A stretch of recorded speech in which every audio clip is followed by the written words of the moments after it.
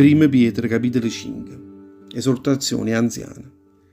E ma voglio indirizzare questa parola mia a tutti quelli che stanno in mezzo a voi e tendono a cuore il cammino di tutta la Chiesa.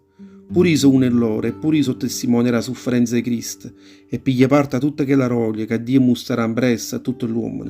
Voi che siete i pastori, pigliatevi cura di tutto l'armiente, che Dio ha messo in mano vostra. Pigliatevi cura di loro, non per mestiere, ma facetelo con piacere, proprio come vuol Dio. Non vi comportate con loro che la brame a chietta renara, ma facetelo con la passione. Non vi comportate con loro come se fossero i padroni di tutte quelle persone che sono state messe in mano vostra. Sforzatevi invece e diventare un esempio per tutta la gente. A così quando accompagnerà Cristo, che è il capo di tutti i pastori, potrete avere pure voi che la corona e rolia, che non potrà mai appassire. E fratelli, è la stessa cosa dico pure a voi che siete giovani e state sempre a sentire a tutti che sono più vecchi di voi e campate in all'umertà, pronti a servire tutto l'altro, perché non vi scordate mai che sta scritto in la Bibbia.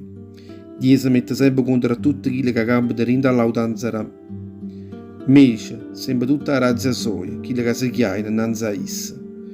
Chiatevi sotto a quella mano potente di Dio, perché essa va a izzasse un momento buono. Mettete gli uomini vostri in mano a Dio, perché essa piglia sempre cura ognuno di voi. Abbarate a voi e state sempre sciatati, perché chi lo nemico vostro, o demonio, vanno zonzuliando sempre attorno a voi come un leone, allupate cercando sempre chi sa da strafugare.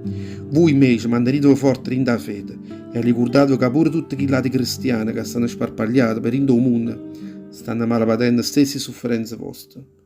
Ma dopo che avrete malapaduto per un poco di tempo, Dio vi regnerà pace, perché esso viene in cuore a noi tutta razza sua.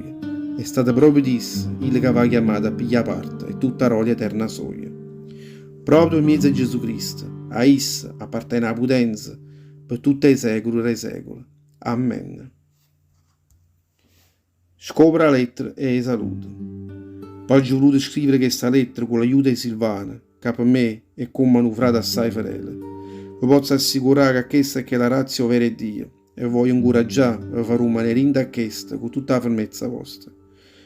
Ma mando saluto loro pure tutti quelli che fanno parte della Chiesa e i cristiani che stanno in terra e Babilonia.